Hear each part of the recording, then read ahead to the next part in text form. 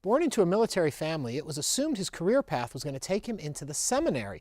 But it was the luck of being cast in Roots that changed his life forever. That led to reading Rainbow, Star Trek The Next Generation, and becoming a household name. Hello, I'm ErnieManouse. Coming up on Interviews, our conversation with 12-time Emmy Award winner, LeVar Burton.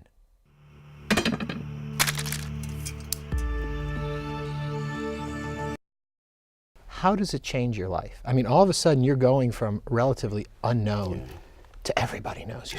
I mean, Kunta Kinte, everyone watched Roots. Yeah, and as it was a sociological phenomenon as well, everyone watched Roots together. Then you have a little role, Princess Leia. Right. So much fame and attention comes with it. Right. Is that good for a person like you, do you think? I don't know what's good for a person like me. I know what's bad, probably. But even that, from a certain slant. Look, it would have been a neater trick for me to get out of show business than to do what happened, which was to just kind of stay in. Was it interesting for you while you had walked away from the Gothic period of writing and you saw the rest of the world was just gathering more and more of it? The True Bloods, the Vampire Diaries, the Twilights. How did that make you feel? A lot of people, of course, call you the mother of all of these, that this is, I mean, Stephanie Myers was born the year Interview with a Vampire came out. Yeah, so they both came out together, basically. So how did you view all of that happening? Well, actually, I've been enjoying it. But you have to realize some of this time I thought I was retired from that world, so I was more free to enjoy it. Now that I'm re-engaging, I'm still enjoying it. Another part of your story that fascinates me is the abuse that you took, the domestic abuse. And there are so many women who feel trapped in it. And I know your story is you got your children and you left. You got out of it. Where did you find that strength? Because what I hear from battered women all the time is when you're in it, you don't realize there's a way out. It was very dramatic, very dramatic. And I know it must be hard for you sitting there right now, and my clothes match, and I did my hair, and I'm the happiest and healthiest I've ever been. It must be hard for people to look at me right now and imagine that I was desperate. Harder to date the girlfriend of the head of a studio or the daughter of a president? Very good question. Well, they both had life-threatening overtones. Yeah. Good evening and welcome to Manner of Speaking. We have got a lot to talk about tonight. Downton Abbey just wrapped up its 3rd season, but we're here with you live right now on Manner of Speaking.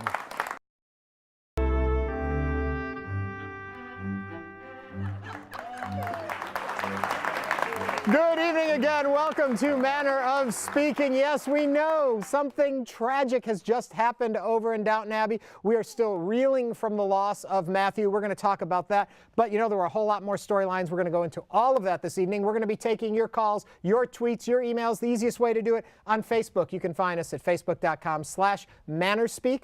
You can also find us over on Twitter at MannerSpeak or #MOS. You can call us on the phone 713-741-8357. But it won't just be me talking to you. We've got a fabulously decked out studio audience, but we also have our wonderful panel of experts. And joining us tonight, starting with the professor, as you know him from Rice University, Professor Robert Patton is here again. Super fan and the Alley Theater's artistic director, Gregory Boyd, is with us tonight. Arts and entertainment contributor from Culture Map, the one, the only, Tara Gaines. And our favorite, I said it during rehearsal earlier, our favorite lady among the couches, but I don't think that's how I meant it to come out, is Helen Mann is back here with, I know, isn't that? Joining us a little bit later on, don't forget, we actually have the actual owner, the woman who lives in Highclere Castle, the castle where they shoot Downton Abbey there. She will be joining us, Lady Carnarvon, and Emmy Award-winning actress, the one, the only, Holland Taylor will be joining us. But as we said, so much happened in the show tonight, we thought we'd go back and remind you of all the other plots, because I think we're all pretty much just remembering what happened to Matthew. But there was so much more. So here is this week's Grantham Gazette. I think Lady Edith is very fortunate because I don't think the Lord could get it up anyway. Then he wasn't up to the challenge of being married to her, is I think what our caller is mentioning there. have you ever been to a wedding where something like that has happened? No. No? I don't mean one of yours, I mean somebody. Well, I've had several. But But it seems like season 3, she's usually to make everybody else miserable. I mean, she's reading her husband's letters. Speaking of reading other people's mail, I do believe our butler, Mr. Rogers, has something for me. Yes, my lord. Ah, what do we have here? Tweets. Tweets. My lord. We've got a bunch of tweets. Thank you, Mr. Rogers. Our butler, Mr. Rogers, everyone. It was understood to be the dress of a uniformed servant and not the dress of the upper class. Okay, and Mr. Rogers, he painstakingly dresses for the appropriate, correct? Yes. With tails, my lord. With tails. Okay, well, talking about being dressed for the appropriate occasion, some of you may remember that tonight is the Golden Globes, and we're here enjoying this, but Downton Abbey is up for 3 of them. So we decided we would jump across the pond to meet with one of our favorite entertainment reporters who's going to give us a live update on what's going on right now. So let's go across the pond. He had that episode earlier on in life when he was a music hall entertainer. Right. And he had to apologize for that and resign. And you know what? Should he have apologized? There's a question of manners, of etiquette, of what is right and what is wrong. And we thought there's nobody better to chat with than, of course, Emily Post. But she's no longer with us. So where do we go? We go to her great-great-granddaughter, Anna Post.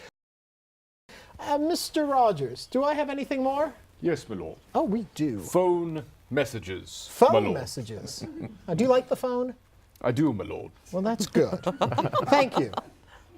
Lisa from League City. No, he has one of those phones, I guess.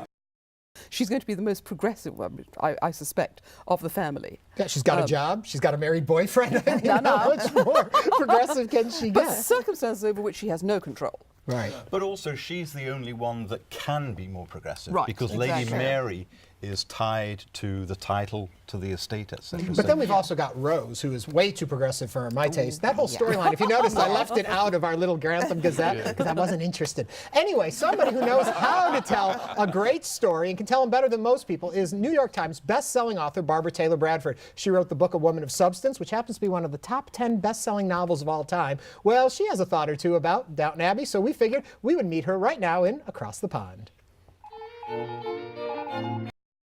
But Thomas is really changing, isn't he? I mean, it seems he's built into a completely almost different kind of character. I mean, when he stands up for himself, I says, think that's something beautiful about the writing. Yes. And in the writing of this, that they've taken a very despicable character. And I don't know if you're like me, during this particular episode, I actually got touched by what Thomas was going through. And I felt so they made him sympathetic. Yeah.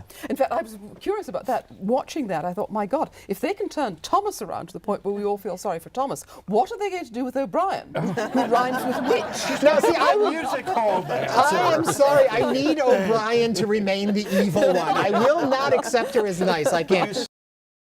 Which takes me back to Mr. Rogers. Yes, my lord. I suggest that you take this question from Lady Simona, my lord. Well, at your suggestion, we will take it. I'm wondering if the servants were allowed to give that much advice to the lords as shown on the episodes? You know, that is a great question. You know, my butler here, he is very, very quiet and just does what is asked of him. But in the show, these servants all seem to have quite an opinion and they share. Okay, we're going to go back out for one more audience question, if you've got one for me, Mr. Rogers. It's a question from Lady Faith, my lord. Would it really have been that easy for Bates to just walk out of prison, even if they had done all the work finding the testimony? I'm going to field that one for our panel and say, thank God they got him out of prison and moved on with that story. I don't care how easy they made it. I think he should have just found the key one day and unlocked it and walked out to get him out of there. Does anyone know anything about Sybil's leaving the show? Does anyone have any inside track on that? No, but you know, there's the old statement, kill your babies. If you've got something that's really good and soft, you kill your babies. You got to do it in writing, you've got to do it in the theater. All right, I'm going to ponder that one. You know, a lot of folks out here are wondering, what are we going to do in the time now between now and the next season of Downton Abbey? It's going to be almost a year. We're very upset about what can we do? Well, Lady Carnarvon, who actually lives in the real Highclere Castle, the home where they shoot Downton Abbey, has actually written a book about what really went on in the home during that very period. She was on with us on our very first show, so we invited her back tonight to be able to share with us a little bit about the book she wrote. So right now we're going to go one more time across the pond.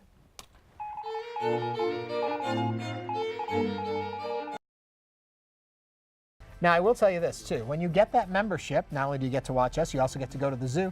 I got to go to the zoo, and you guys let me do something very special. That's right. You let me feed the orangutans. We're going to show you some of that footage. There I am, and now who am I going? Okay, those are the ice pops, Right. and they're not really the ice pops I'd want to eat, but they were okay for them. But these guys think they're fantastic. And now they had to show my bad shot where I totally missed the island.